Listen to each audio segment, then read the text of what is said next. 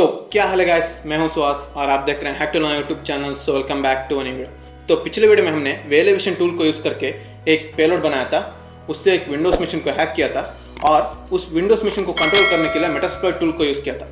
आज हम इस वीडियो में भी एक विंडोज़ मशीन को ही हैक करने वाले हैं, लेकिन एक अलग टूल से। उस टूल का नाम है पावरशेल एम्पायर।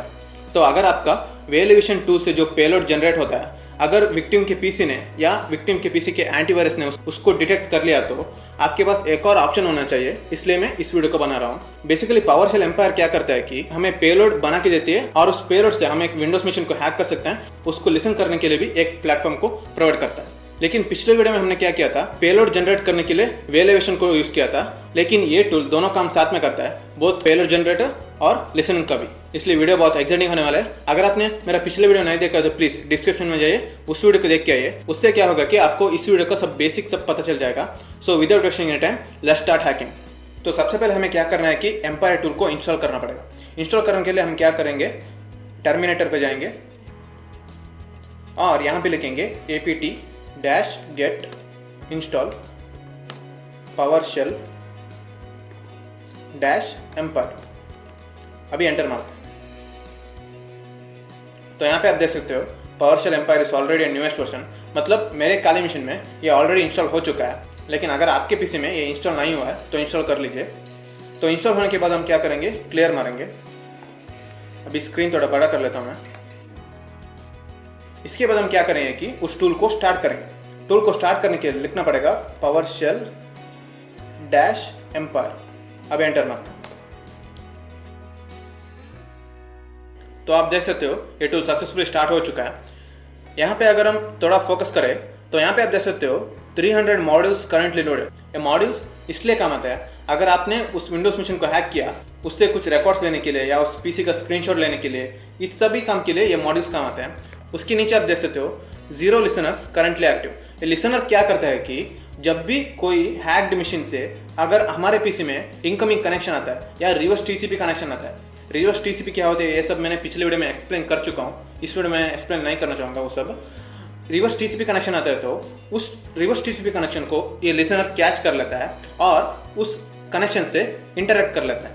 उसके नीचे 3 एजेंट्स करंटली एक्टिव दिखा रहा है। जब भी हम किसी भी मिशन को हैक करते हैं, ये एम्पायर क्या करता है कि उस हैक्ड मिशन को एजेंट नाम से बुलाता है। तो इसलिए यहाँ पे 3 एजेंट्स करंटली एक्टिव दिखा रहा है। इसका मतलब यह है कि मैं ऑलरेडी 3 कंप्यूटर्स हैक कर चुका हूँ। तो अगर आप पहली बार इस टूल को इंस्टॉल कर रहे हो तो आपके पीसी में क्या दिखाएगा कि 0 एजेंट्स करंटली एक्टिव ऐसा कुछ दिखाएगा। तो डोंट वरी। तो इसके बाद हमें क्या करना है, एक लिसनर को स्टार्ट करना है। तो लिसनर को स्टार्ट करने के लिए यहाँ पे लिखेंगे हेल्प। तो यहाँ पे आप देख सकते हो यूज लिसनर एक कमांड है, उसके सामने उसके डिस्क्रिप्शन भी दिया गया है, use a Empire listener module. हम इसी मॉड्यूल को यूज करेंगे। इसके लिए लिखना पड़ेगा यूज LISTENER यूज लिसनर। उसके बाद स्पेस डाल के 2 बार टैब को प्रेस करना है। 2 बार टैब को प्रेस करेंगे तो यहाँ पे आप देख सकते हो डिफरेंट टाइप्स ऑफ लिसनर आ चुका है। तो इस पर हम सिलेक्ट करना है HTTP। आप चाहे तो दूसरे लिसनर को भी सिलेक्ट करके देख सकते हो, लेकिन मैं इस वीडियो के लिए HTTP को सिलेक्ट करता हूँ। अब एंटर मारते हैं तो एक नया इंटरफेस आ चुका है, listener/HTTP। इसके अंदर आके भी हेल्प लिखेंगे। अभी एंटर। तो यहाँ पे आप देख सकते हो इन्फो के सामने डिस्प्ले दी लिसनर मॉड्यूल ऑप्शंस, मतलब जो भी ऑप्शंस हम सेट कर सकते हैं। मतलब हमारे काले मिशन का IP और किस पोर्ट में लिसन करना है या इस लिसनर को क्या नाम देना है, इस सभी ऑप्शन को सेट करने के लिए हमें इन्फो ऑप्शन को यूज करना पड़ेगा। इसलिए यहाँ पे लिखेंगे इन्फो। अब एंटर मारते हैं तो यहाँ पे आप देख सकते हो बहुत सारा ऑप्शंस आ चुका है। इसमें हमें सिलेक्ट करना है बेसिकली 3 ऑप्शंस। सबसे पहले होस्ट मतलब हमारे काले मिशन का IP। उसके बाद पोर्ट के सामने हमें किस पोर्ट में लिसन करना है, उस पोर्ट का नंबर डालना है। उसके बाद नेम मतलब इस लिसनर को कुछ नाम देना पड़ेगा हमें। सबसे पहले मैं IP को सेट करूँगा। IP को सेट करने के लिए मुझे अपने काले मिशन का IP पता होना पड़ेगा।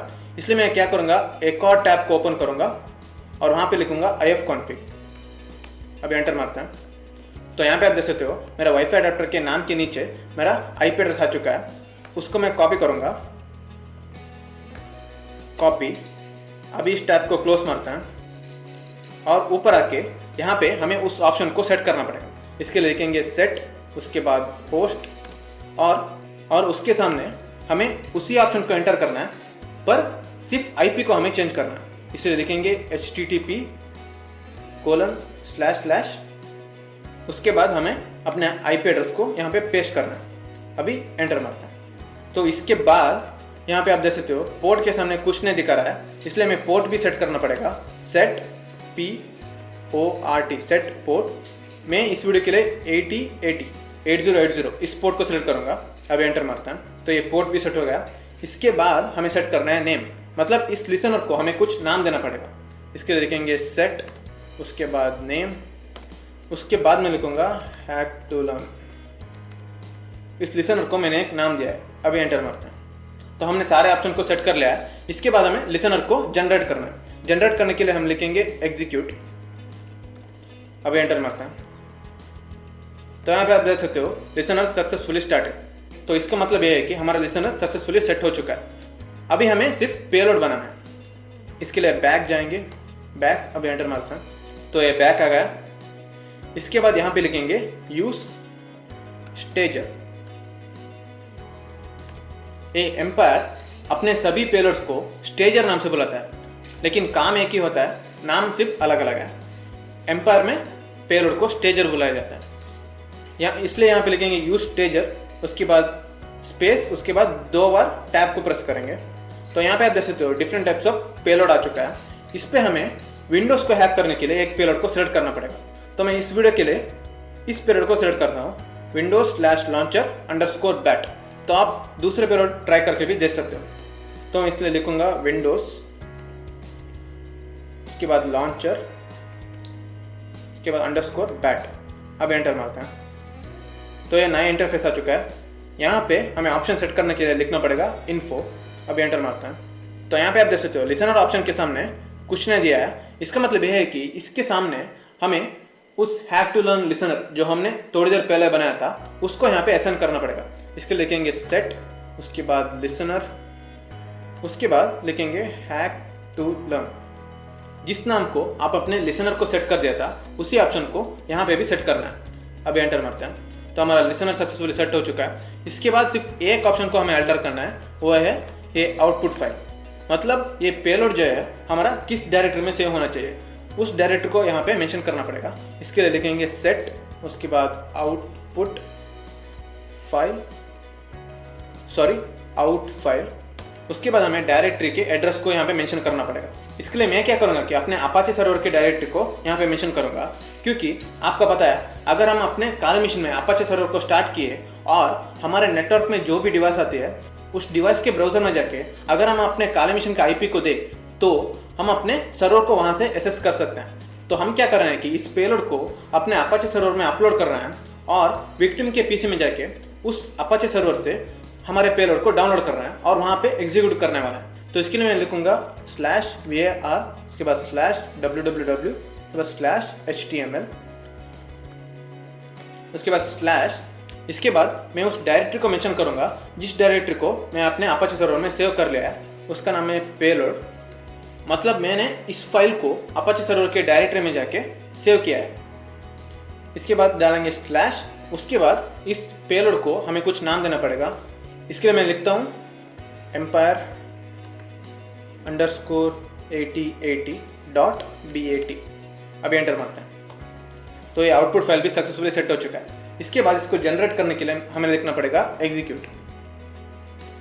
अभी एंटर मारते हैं तो आप देख सकते हो स्टेजर आउटपुट रिटर्न टू, और जिस डायरेक्टरी के एड्रेस को हमने वहां पे दिया था उसी डायरेक्टरी के एड्रेस यहाँ पे भी प्रिंट हो चुका है। मतलब हमारा पेलोड जाके अपने अपाचे सर्वर के डायरेक्टरी में सक्सेसफुली सेव हो चुका है। अभी बस हमें क्या करना है, विंडोज मशीन में जाके उस फाइल को डाउनलोड करके वहां पे एग्जीक्यूट करना है और वापस आके अपने काले मशीन में देखेंगे कि क्या रिजल्ट आया।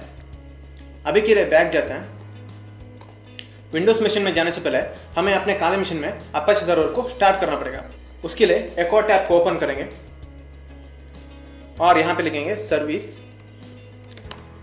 Apache 2 start.